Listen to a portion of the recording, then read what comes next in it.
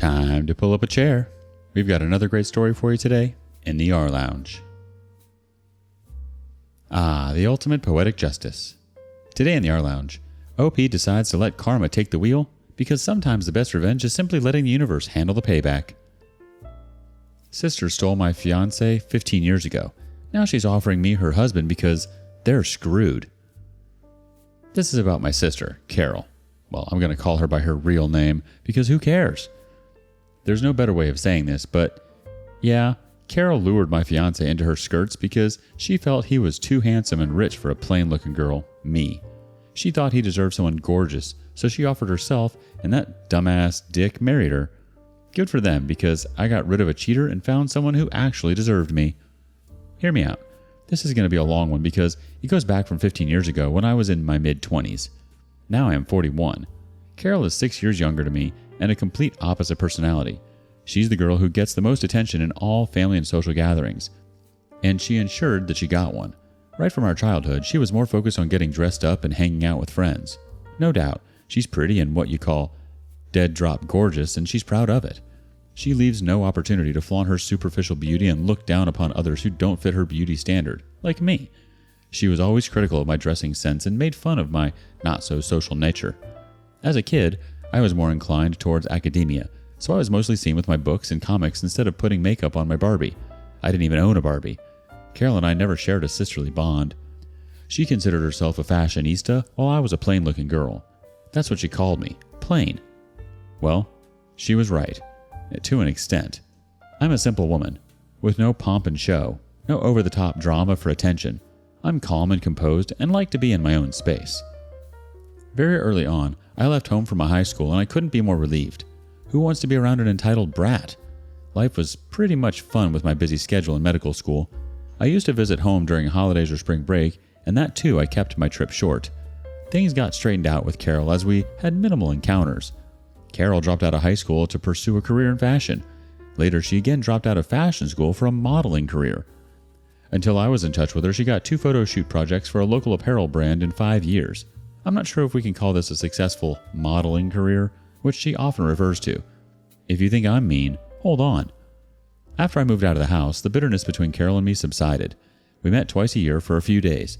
She didn't get enough opportunity to piss me off, so we were cool. In my freshman year in college, I met Smith. He was quite senior to me. He was pursuing his master's while I was in freshman year for a bachelor's degree. Besides, he had a couple years of hands-on experience as a duty doctor. He was specializing as a heart specialist, one of the most reputed specializations. To add a cherry to the cake, he was handsome. He used to give lessons on the subject of the circulatory system to freshman students to earn some extra bucks and brush up his knowledge. He was popular for his simple teaching methods, more popular amongst the girls because, who doesn't want to take lessons from a blue-eyed, 6'2", lean, and well-bit university senior? I also took lessons from him and eventually we started dating. In my final year of college, he proposed to me. After dating him for 4 years, I had no reason to say no. He was already working at a hospital by then. During the holidays when I went home, Mom saw the ring on my finger and asked. In the happy moments of festivities, I told her everything. She jumped in excitement because it is not usual that I get serious with anyone. Smith was the first guy I ever dated or had sex with. Mom asked me the details about Smith because she sniffed our marriage on the cards. Carol often used to say that I'm never going to find a good man to marry me. By good, she meant rich and handsome. Whenever she got to know that I was seeing a guy, she would remark, "He's so gonna run away. Your relationship won't even last for a week." So when Carol got to know about Smith, her eyes lit up and she wanted to know more about him. It was kind of unusual for her to take an interest in my life because it has always been very boring. I asked, "Why you want to know about him?"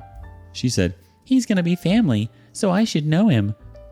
Mom asked me to call him for dinner on New Year's Eve. Later, I got to know that Carol had asked Mom to invite Smith. We didn't have any plans for that year, so Smith agreed to tag along. When we reached home, we were greeted by Carol. It was quite surprising because Carol is a party person. She's never seen home on weekends. On New Year's, she is off for a week-long party with her friends, but this time, she was at home. Quite surprising. Should have been alarming, right? But I didn't get bothered. I don't give a crap about others' life. I went home with Smith and my sister was floored by Smith. Her first comment was, "I thought you to be rich, but you're handsome too." Her flirtatious gestures were just so evident. It was right on my face, yet I didn't take any heed. I was secure in my relationship. Throughout the evening, she made moves at him by complimenting him trivially, touching his arms and thighs unnecessarily, and forcing a conversation with him. She sat next to him at the dinner table. I gave her a look and she made a cute pout and said, "You get to sit with him every day. Today I can be his arm candy." Everyone chuckled, and we took it as a light fun. During the conversation, she got to know that Smith goes for a walk after his dinner. As soon as he cleared up after the dinner, she offered to give him a tour of the neighborhood. Smith looked at me while I sat there with a straight face, not knowing what to say. Smith replied with an awkward yes, and they both went out for a walk. That night, while we were driving back from my parents' place, Smith asked me if I noticed how Carol was flirting with him. I laughed and brushed it off, saying she's an attention seeker. I thought Smith wasn't so shallow that he would fall for superficial beauty, but dang, he did. He was equally mesmerized by Carol's charm, and he cheated on the first opportunity he got. A few months later, I had my final year exams. As usual, I cut down on our hangouts to focus on my studies. Eventually, I found him cutting down the communication. When I confronted, he said he wanted me to focus on my finals. I was too busy to suspect any foul play. On the last day of my exam, I asked him to pick me up from college. He said he was busy. Later that night, I called him to check up on him. He said he was home, but was too tired and ready to doze off. I went to his place to surprise him, but it was locked. I called him again, but he didn't respond. I waited for his call the next day, but he didn't call back. Shamelessly, I called him again and asked him why did he lie the last night. He said he forgot to mention that he had crashed at his colleague's place. Stupid me didn't read this to be any signal. How would I? This was the first time anything such was happening to me. This continued for a week until my lost marbles came back to senses. I asked him on point blank if he wanted to break up with me. He hesitated for a few seconds before murmuring a yes. He said he no longer loved me. That was it. The last conversation we ever had. I didn't ask what, when, or how. Heartbreak is always painful, and that too without any reason, even more. He left me with a sense of insecurity, self-doubt, and many unanswered questions which he didn't answer, and neither did I ask. It took months and many bottles of single malt whiskey, but eventually I moved on. Glad that he broke up after my finals, else I would have taken one more year to finish up medical school. 7 months later, I got a call from Carol, and she invites me for her engagement. I congratulated her and asked about the guy. She didn't say the name and asked me to come to the party and meet him in person. I was happy for her. Yes, it saddened me for a while that I was supposed to be married during that time, but I was single and nursing my breakup. I tried to forget my miserable life and showed up at my sister's engagement. As soon as I entered the venue, I saw the board as Carol and Smith. It gave me shivers down my spine, but I calmed down myself, saying Smith is too common a name. He might be someone else. But as I went inside, I ran into 2 of Smith's friends. They turned to the other side when they saw me coming. My heartbeat raced as I went near the podium where Carol was supposed to be sitting with her fiance. The moment I saw Smith sitting with her, his arms wrapped around hers, I froze. I didn't know what to do. I just stood there with tears in my eyes. The next I remember was my mom pulling me to a corner and asking me to behave. She asked me not to create any scene there and let everyone be happy. She said no one knows about our past and she would like to have it that way. I cried out loud and yelled, "You know everything and yet you let this happen. Carol is a witch. You all are evil. You all are in this together." By then, I saw Carol coming with an evil smile. It was like 15 years ago, yet I remember every word of her so clearly. That was the most humiliating moment of my life. She said, "You thought you could have this man?" pointing toward Smith. "Handsome, tall, rich? Are you so plain? No way. You don't deserve him. You deserve someone plain like you. Do you see how beautiful we look together and how people are adoring us? Oh my God, so cute couple. Huh, everyone would have laughed to see you beside him." I wanted to slap her right across her face, but my mom stopped me and asked me to leave. She thought I was there to stop the engagement. She was yelling at me, "Why did you come here? Don't you have any self-respect?" I said I didn't know that this witch is effing him. Had I known, I would have never shown my face. Carol denied to have invited me. She lied to Mom that she didn't invite me. Mom has asked her not to invite me because I would be hurt, but Carol deliberately invited to humiliate me. I left the place bawling and howling. My breakup pain bounced back. It would have been an understatement to say that it was difficult. It was the most traumatic phase of my life. The lowest point, I would say. Luckily, I graduated with a good grade and got into a good hospital with hectic duty hours. I barely got time to think about anything. I deliberately kept myself busy on off days. I moved on. Years later, I met my husband at work. He's the board member of the hospital chain I work. We dated for 4 years and got married, and now we are proud parents of 2 kids. Fast forward to a week ago when I got a call from an unknown number. I answered the call and the person identified herself as Carol. Even after hearing her name, it took me a few seconds to realize she was my sister. P.S. Few of my patients' names are also Carol. I asked her why she called me. She was acting all so sweet, asking about my life and all. The Carol I know, she won't spare a second on me without any motive. I said, cut the crap and say what do you want. She remained silent for a moment and said, actually, I need help. My husband, Smith, has gotten into trouble. A patient got post-surgery allergy and the hospital might sack him. I was like, what can I do about it? She said that Smith worked at one of the hospital chains whose board member is my husband, so my husband could save him from any severe punishment. By then I had zoned out. I snapped at her not to call me ever again, and we ain't gonna help them. I didn't know that Smith was working for the same hospital chain as me. He was working at a different location. I looked up at the employee portal of the hospital and found Smith, but his current status showed suspended. I wanted to discuss this with my husband, but I didn't want to dig out my past, so I let this slide. 2 days back, my mom showed up at my door. Felt like I had seen a ghost. I cut them off since Carol's engagement day. She hugged me and cried, saying it was so good to see me after so many years, but I knew that her underlying motive behind all this sweetness was to save Smith's butt. My husband was home at the time. He heard out my mom's plea for helping her golden son-in-law. My husband said Smith is accused of medical negligence and there's an ongoing investigation against him. He said there's nothing he could do, and even if he could, he won't do it. He doesn't exercise his power for personal benefit. My mom bit her lips and left without saying a word.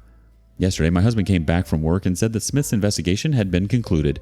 He would be sacked from his job, but my husband has the power of letting him retain his medical license against a hefty penalty amount. He said he could ask the other board members to go lenient on Smith and not forward his case to state healthcare for further investigation. Now I'm at a fix. Should I forget my humiliation and help Smith, or should I make him pay the price of his deeds? I mean, in being a doctor, I know how difficult it is to get a medical degree, and losing the license is the worst thing that can happen for a doctor. Listen, you've been through enough, haven't you? You've already weathered the storm of Smith's betrayal and Carol's theatrics. Now she wants to drag you back into the madness to clean up her mess? I don't think so. You've got your own life to live, your own family to take care of, and your own sanity to preserve. So I let Carol's circus act steal the spotlight once again. Sometimes the best way to win a game is not to play at all. Let Smith and Carol figure it out on their own mess. You've moved on, built a life for yourself, and you don't owe them a single thing. So hold your head high, OP, and let them deal with the fallout of their own actions. Trust me, you'll thank yourself later. Update 1. There was no need to post it here and get the opinion of you guys. What Carol and my mother did after that day had made it clear that they don't deserve any help. They are anything but narcissistic. Carol and Mom have been hurling abuses at me on social media. I don't use Facebook much. This week when I opened it, I found I was tagged on several posts by Carol where she called me a vindictive witch for framing her husband. She has written a long post that I was jealous of her because Smith had dumped me and married her, and I was doing all this to avenge my betrayal. My mom had also jumped on the bandwagon and said that I had abused them and cut them off because I couldn't stand Smith getting married to Carol. Extended family has taken their side and commented that I had taken revenge too far by ripping off Smith's livelihood. Even Smith has commented that I was delusional and that he never loved me and he never proposed to me. He had always loved Carol. Like, what the F? I immediately untagged myself and blocked them. I told my husband not to spare Smith from any of the charges. In fact, he should be punished to the maximum for each of his felonies. My husband gave me a smirking look and said he had never seen me this angry. So, Smith was officially sacked from the hospital, and his case has been forwarded to the state healthcare department for license cancellation. So, a fresh investigation would be conducted by the government body, and if he is found guilty of the charges that the hospital is claiming, he would lose his license and also go to prison. That's like a cherry on the cake. We'll update as the situation progresses. Right now, I'm enjoying the drama with a basket of popcorn. Yum yum. Edit. Small clarification. Carol and my mom were not added to my social media account. The thing is, I have an open account so anybody could tag me in their post. I had not blocked them earlier because 15 years ago, I wasn't using social media. Now they are blocked from social media and also my life. It seems like Smith's fairy tale has taken a rather abrupt turn, hasn't it? Like I said, karma's got a funny way of catching up with people, doesn't it? And it looks like Smith's finally getting a taste of his own medicine. Update 2. How low can a person stoop? Now I know. So, Smith showed up at my workplace. Like I said, he worked at the same hospital chain as me, but different location. He posed himself as a patient and came inside my chamber. He knew that there was no way I would have met him if he had come to see me. I immediately asked him to leave. He said he has paid a fee to consult me, so as a doctor, I should treat him. Fair enough, I listened to his problems. Meanwhile, I swiftly switched on the voice recorder on my phone. I did this so that he couldn't trap me in another mess, and I'm glad I did. He was faking his health condition that he has gotten the flu and all. I acted professional and gave him the medication as per the symptoms, but he wasn't ready to leave and unnecessarily asked stupid questions. He started flirting. I asked him to stop and leave. He said, "I wanted to apologize to you long back. I didn't intend to hurt you, but your sister trapped me and made me sleep with her. Then she blackmailed me to marry her, else she would press molestation charges on me." I asked him to stop right there because all he spoke was complete BS. I could have called security on him, but I was really enjoying his desperation. Revenge is so sweet, I tell you. I heard him out with a satisfied smile. He went on to say, "I know you still love me. That's why you still hurt and want to take your revenge. Honestly, I still feel for you. I regret marrying Carol. If you can convince your husband to save me from prison time, I promise I'm going to leave Carol and be your lover. You don't need to leave your husband, but we can secretly have our own thing." That douchebag had the audacity to say this. I burst out in laughter and called security on him and asked him to leave. He had no idea that he was being recorded. The disappointment on his face was so satisfying. He thought he convinced me. I texted Carol and wanted to send her the recordings of her low-life husband. I said your loser husband visited my clinic posing as a patient. She said, "I know. He tells me everything. We also know that you still love him. I can let you sleep with him for a night if you can save his license in prison time." Her response blew my mind. No point talking to her any further. They are together in this dirty game. I told my husband about this, and he was aghast. He said we could have sued him for the offering of bribes, but it would dig out my painful past. I said let him handle one charge at a time, but I'm going to do my bit to exact my revenge. I added Carol, Smith, my mom, and other relatives on Facebook. Carol and Smith accepted it at once. Maybe they took it to be a positive sign for me. Then I wrote a long post about how Carol, Smith, and my mom had been trying to manipulate me to help Smith skip prison time. I attached the screenshot of the conversation with Carol. I also turned the voice recordings into a still video with Smith and Carol's picture with the voice running in the background and uploaded it. That post just blew up with comments. I blocked Carol, Smith, and Mom because I knew they would retaliate. My extended family and relatives expressed their disgust about Carol offering to let Smith hook up with me to get away with his negligence. Carol and my mom tried to contact me, but I had blocked their calls and voicemails. I spent the whole of yesterday and today reading the comments on the post. People have gone next level trolling Carol and Smith. My weekend couldn't be better. Oh, the audacity of some people never fails to amaze, does it? I mean, seriously, how delusional can one get? So let me get this straight. Smith, the Casanova extraordinaire, decides to grace your workplace with his presence, spins some ludicrous tale about your undying love for him, and then he has the nerve to suggest a freaky rendezvous behind Carol's back? And as if that weren't enough, Carol chimes in with her own brand of insanity, offering to let you have a little piece of her hubby if it means saving his sorry behind from prison. I mean, is this real? With one well-timed post, you've exposed their shameless antics for the world to see, and the internet's response? Pure gold. After all, there's nothing quite like a weekend spent sipping tea and watching the drama unfold. What do you make of this? What would you have done? Thanks for joining us today. Don't forget to like, subscribe, and click that notification bell before you leave. We'd love to hear your thoughts on today's topic, so feel free to leave a comment. See you next time in the rLounge.